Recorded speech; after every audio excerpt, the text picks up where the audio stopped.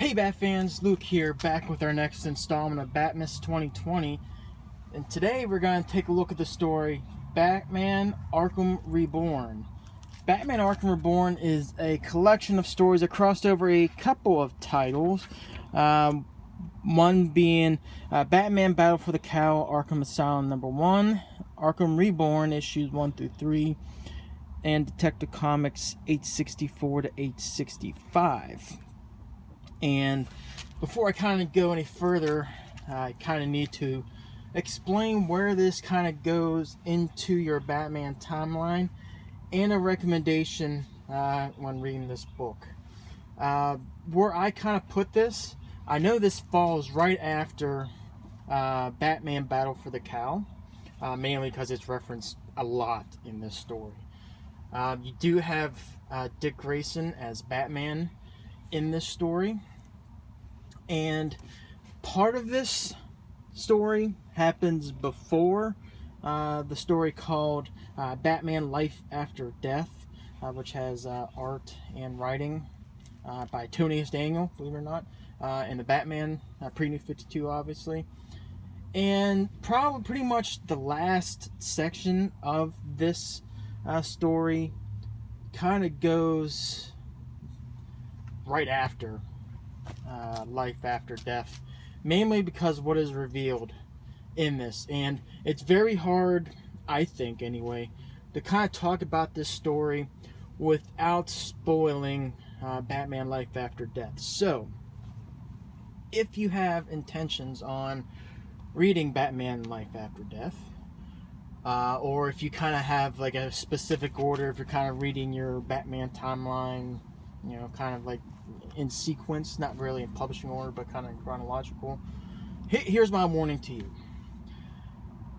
Part of me would say, you know, read the first 4-5 parts of the story, hold off on the last part, then read Life After Death, and then obviously what happens Life After Death won't get spoiled, and you can kind of get obviously the ending of the story. But to me, even though, like I said, a bunch of the story happens kind of right before Life After Death, I think if you wait till after you read Life After Death, I don't think you're gonna really ruin any of the reading experience. So, my official recommendation going into this is that first you read Battle for the Cowl.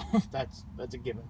But I would read Batman Life After Death, then this story, or if you really don't care either way, you pick your poison.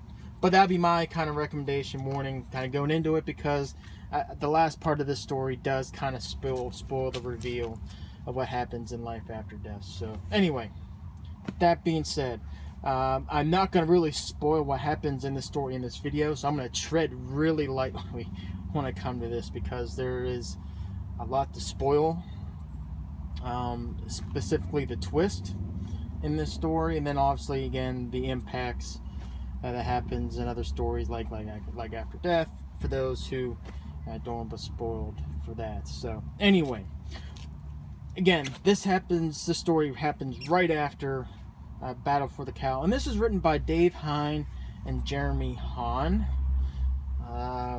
Dave Hine, haven't read too much of Dave Hine's work. Jeremy Hahn, he pops up here and there.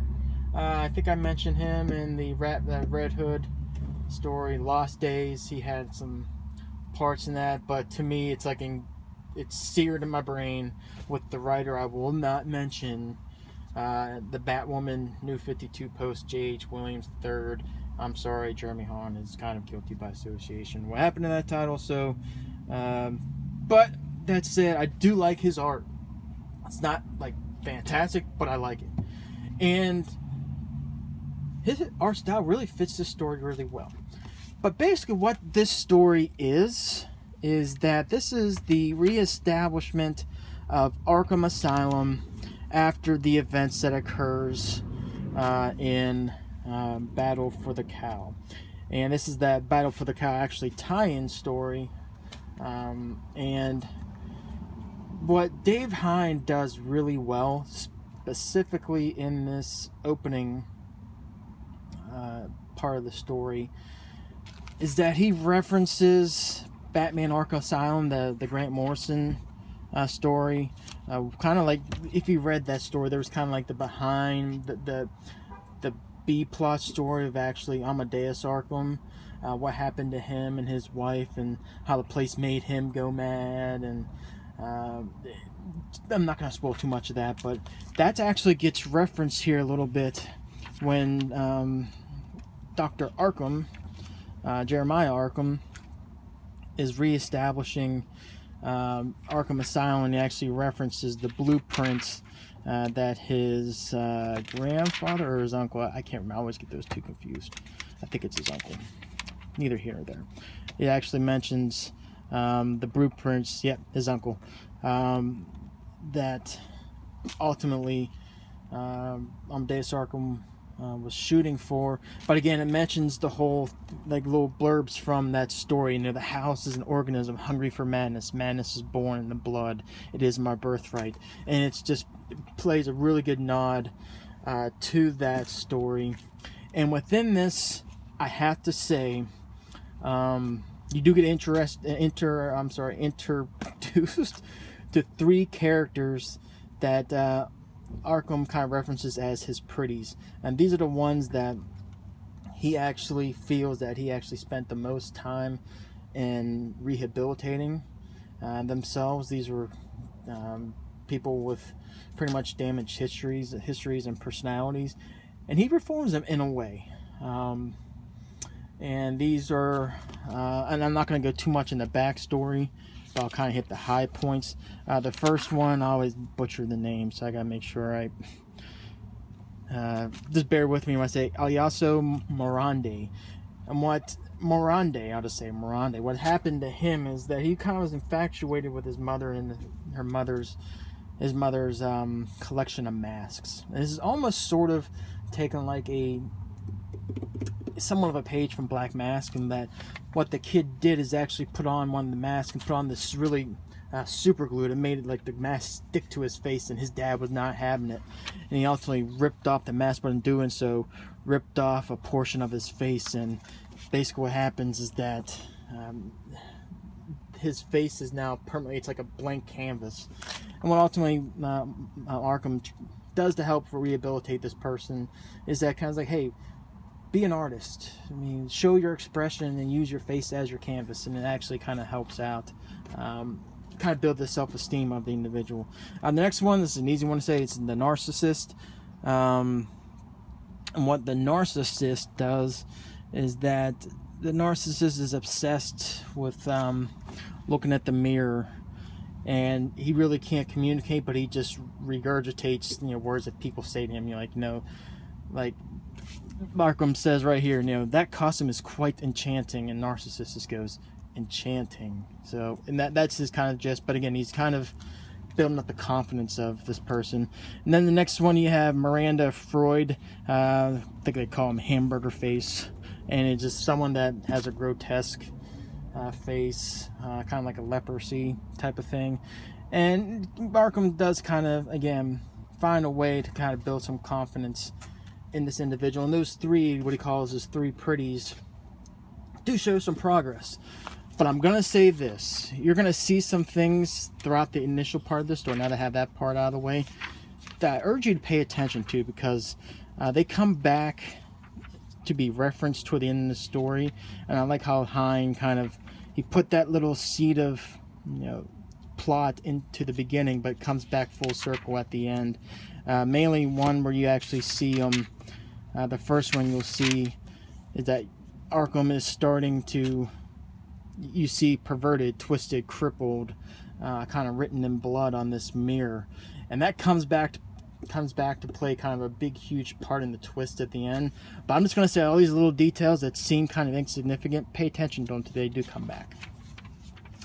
And ultimately what happens, and you see a reference to the Black Glove, what happened to them, and then obviously this kind of helps set the stage about where the story fits. But ultimately what happens is Arkham takes his pretties and he kind of puts them in the secret sector within Arkham Asylum that only he has access to, and he allows people to go down and interacts with his pretties. So he kind of gives his pretties like a little bit of a safe zone.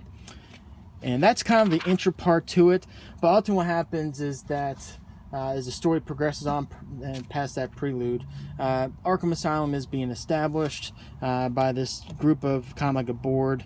I forget what it's actually called. I don't want to spend too much time on the name.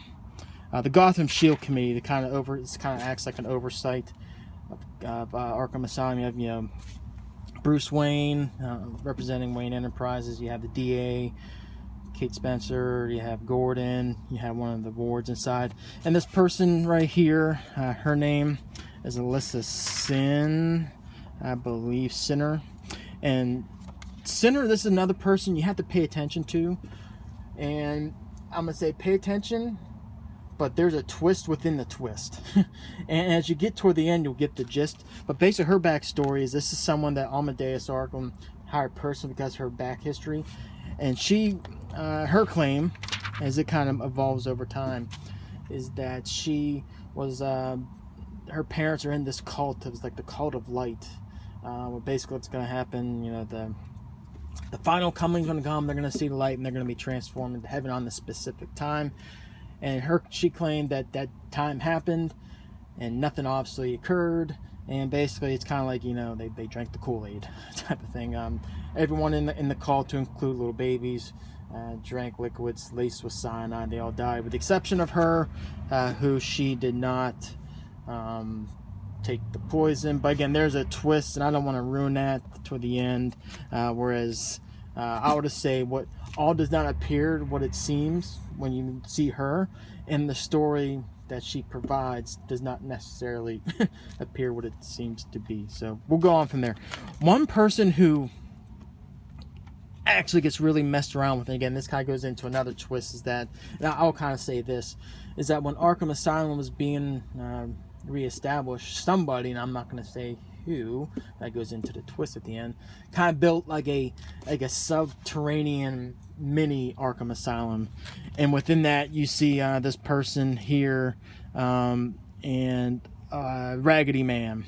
And the Raggedy Man, big thing with him is that he kind of killed a lot of people prior, and he kind of took souvenirs from his victims and built like this kind of quilt, and as kind of like, again, kind of like a Zaz type of thing.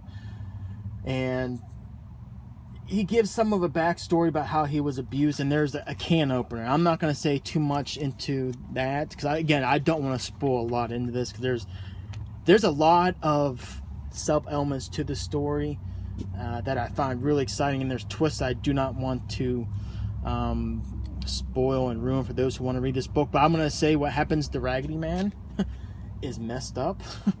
And the best way I can describe what happens to him, if you see have you watched any of the Saw movies, you're going to get a very big Saw vibe to that. Again, as the story kind of progresses on, you do see a point where Arkham kind of loses control. I don't want to ruin that. What happened to Raggedy Man? Arkham does start to lose control of Arkham Asylum, to the point where now that Shield Committee is having doubt on the oversight of his project, and he tries to fight off, but ultimately it doesn't happen. Leads to a breakout where ultimately what's going to happen, I don't want to go there quite yet, where ultimately Batman's got to come in and save the day, which kind of goes into a badge I'll kind of reference here in a minute, but I'll hold off on that. There is a twist in this. Darn it. Oh, you'll be alright. There's a twist to this, in that, remember Sinner? One thing she has is that what she does, you'll see her hair, and has these kind of red lockets. Those red lockets are actually one of the 7 deadly sins, which goes into the twist at the end. We find out, again, she's not being totally forthright to Arkham initially, but again, this plays in the ultimate twist at the end, which I do think was pretty clever. And if you're going into this haven't read anything of the story, you kind of go into this open mind, you'll kind of enjoy it. But it's even better again if you kind of, this is why I'll just wait to read Life After Death. Don't read Life After Death after this. Read that first. Then you kind of get the gist of what happens to the end. But it does look like Joker is here. And this guy goes into the Black Mask persona, like I kind of referenced before, the mask. The person has the mask. And there's another kind of nudge, hint, hint, wink, wink, of Black Mask in this. The False Face Society. There's kind of a toxin, which kind of leads into this whole twist, which that I definitely don't want to ruin, because if you're going into this, it's kind of be like, it's kind of like the very ending of a movie where you see everything kind of line up and you're like, oh man, I didn't see that coming in. I don't want to ruin that. But one thing that I do like, again, kind of mentioned before, I remember how Sid Hein kind of plants the seeds in the beginning that kind of come to fruition at the end. The best one here is Zsasz, when Arkham's walking through the holding facilities, and all the big rogues are kind of making fun of him, and Zsasz comes to the point, he's like, hey, I'm gonna get you, and I have a special place for marked for you. I'm gonna get my eyelid, and I'm gonna sit there and slice my eyelid. That way, once you go, I have something to remind you why every time I blink my eye, that little irritating little feeling I get is going to remind me of you and your irritating personality and leadership and all that crap. He says, like, it's going to rub against my eyes like sandpaper. And you're going to sit there like, well, that's totally Zsasz, don't get me wrong, but that comes to a twist at the end. What happens, something happens with Arkham and Zsasz to the end, and you're going to say, damn, that's messed up. And you see again that little seed that Hein did in the beginning that kind of paid to fruition at the end with a little twist. The last part of this issue, again, especially the last two sections of the story, things kind of come together as far as the big plot to this. And you do see some cool stuff. I don't think I'm going to go too much further than that, because again, I don't want to ruin for those who want to read this. But to say, I think you read this, you're going to find some enjoyment out of it. So, a couple of the things I thought were, first off, is to recommend. Obviously, go get it. I'll kind of go more into that in a minute. Batman, not really a lot in here. And that's okay. But this kind of goes into, again, this is Dick Grayson Batman. And sometimes people, when they write Dick Grayson's Batman, they kind of do it in a way where they're not really coming at it from a Dick Grayson angle. They're coming as like a Bruce Wayne angle. It's kind of like, the persona. They definitely have two different personas, and sometimes when people write Batman, especially when it's not Batman, they defer to like the coming at it from like Bruce Wayne context. Hein, again, he kind of puts the Bruce Wayne persona in the Dick Grayson Batman, and it's kind of something. I'm not really articulating that well. You read it, but you're going to sit there and say, wow, that is not Dick Grayson. Just the way the tone, the way he speaks, it just seems off a little bit, and that's why I thought was a little bit off on that. Another thing, while I'm sitting there praising the twist in this story, the twist in what happens to Arkham in this, Jeremiah Arkham, I'm not really a fan of, to be honest.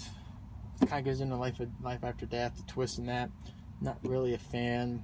But for the story it's being told, leading up to it, in this story, it serves its purpose, but it's kind of like, I just don't dig it.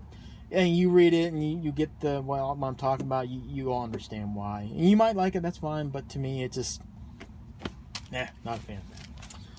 But all in all, I thought this was a great paced story. I thought this is like a sort of like a noirish horror story without, going to like a scary type of horror.